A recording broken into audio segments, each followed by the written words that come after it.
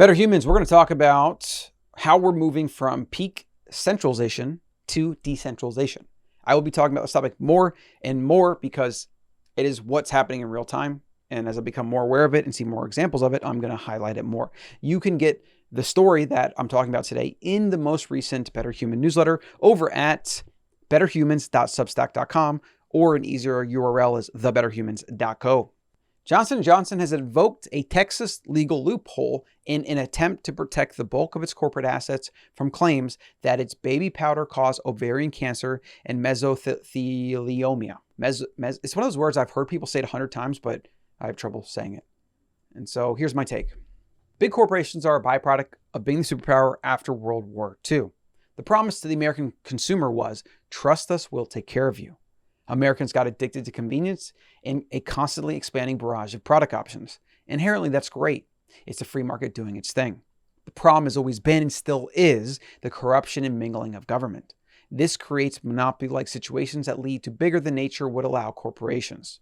And I believe we are witnessing their collapse in real time. It's also another example of our world moving to a more decentralized way of life, a smaller way of life.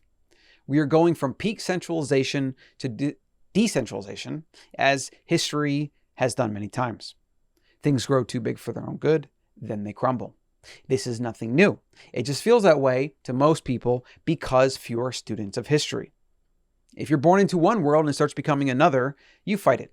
You stick your head in the sand. You cling to your beliefs about why things should stay the way they are because that's what you want. Then you get left behind. The masses are always the last to come on board, and only when it's so painful that not switching hurts more. After World War II, we had an economic boom, and then through the Bretton Woods Agreement, we became the global, basically petrodollar superpower. We had the reserve currency status, and then in 1971, Nixon took us off the gold standard, which gave us the unlimited power to print as much money as we wanted, and the world just has to take it. Because in 1971, governments could redeem the dollars they have for gold, which was in our reserves. But then Nixon was like, well, you're not going to do that anymore. Too bad. It was supposed to be a temporary measure to avoid basically giving all our gold away.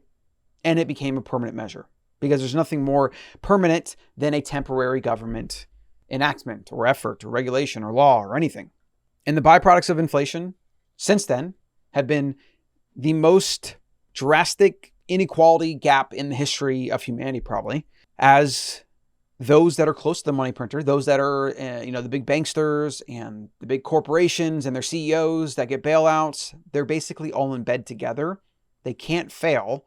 They don't actually have to be beholden to free markets, and they get to benefit from every dollar that the government prints because they get it first and they can invest it and they get cheap debt and so on and so forth. It's how the rich get richer on a scale that is actually the most blatant and massive fraud maybe ever that goes on in broad daylight because most people have no freaking idea.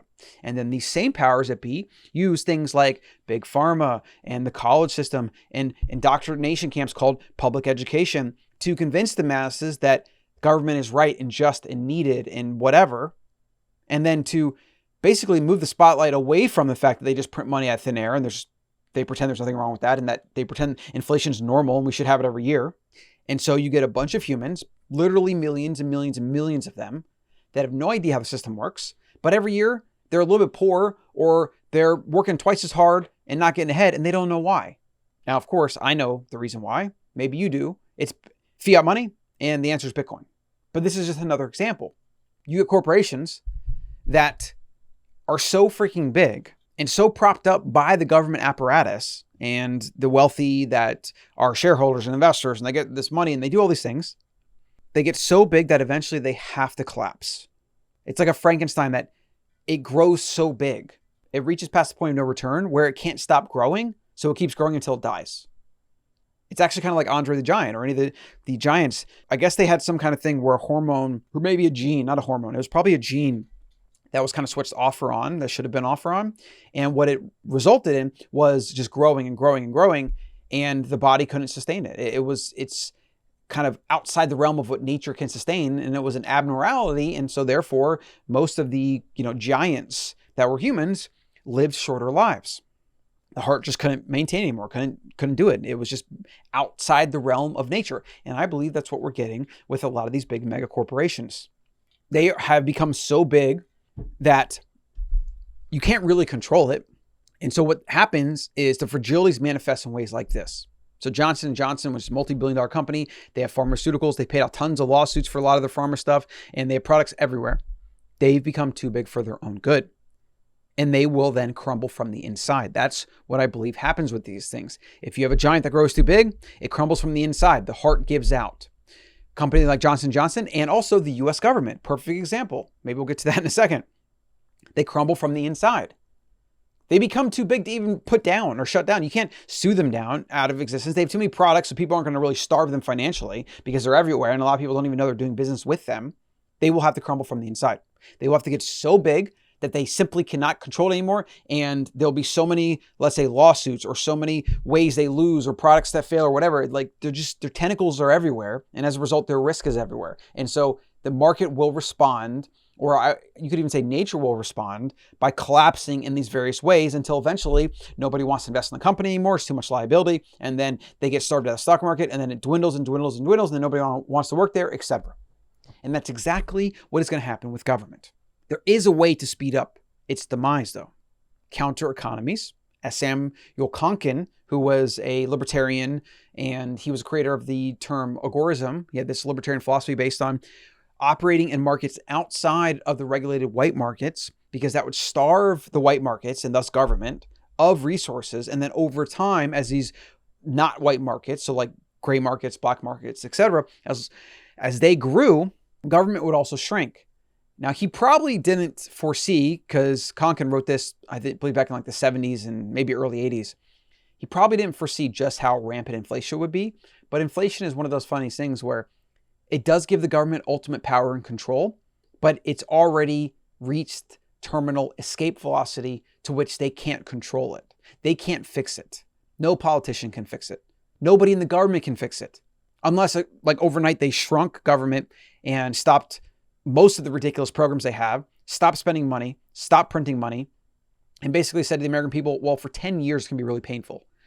But that's not going to happen. We know that's not going to happen. We know no politician will be elected under that promise. And we know that Congress would probably fight them, even if they got into a position of power to do that. The system itself is too bloated, too big, too much of a Frankenstein that it can't correct itself. We can't kill it either. It's too big. It has nukes. It's the most powerful single entity in the history of planet Earth is the US government. And no matter how many people that are inside government that want to fix things, they're not going to do it either. It's going to have to crumble at the source because the heart's going to have to give out. It's going to have to get so big that it is uncontrollable. And what we see with government is it keeps enacting laws and regulations and doing things, which just increases bloat, right? And over time, as they lose more and more ability to control it, as we already see they're doing, like they're just grasping at straws at this point with all their absurdity, that will continue on until a couple things happen. The population will get so sick and tired of it, their trust will just straight up be gone. And in some way, the democratic process, which I'm not really a fan of, but like maybe it will mean certain new presidents will come in and do different things or whatever. You know, I don't know. Part of me feels like it's all still controlled and manipulated because really elections are rigged. I mean, think about it. You get to vote for two people that are chosen by the people in power. Like, how is that about giving power to people? That's a freaking sham. It's an illusion. It's fake. It's like pro wrestling. It's just a circus. I believe it will have to grow and infringe and grow and infringe until things get so bad that people are simply like, we're not paying our taxes anymore. We're not doing this. Or until military and or police decide we're not going to follow your orders. And that will happen. The one thing that America has going for it is we do have a strong sense of patriotism. And a lot of that is connected, at least a little bit, to the founding principles, Constitution, Bill of Rights, etc. So if they start doing things that are, I don't know how far this will go because, again, just following orders, as the Nazis said, like people can convince themselves of doing almost anything if somebody tells them to, right?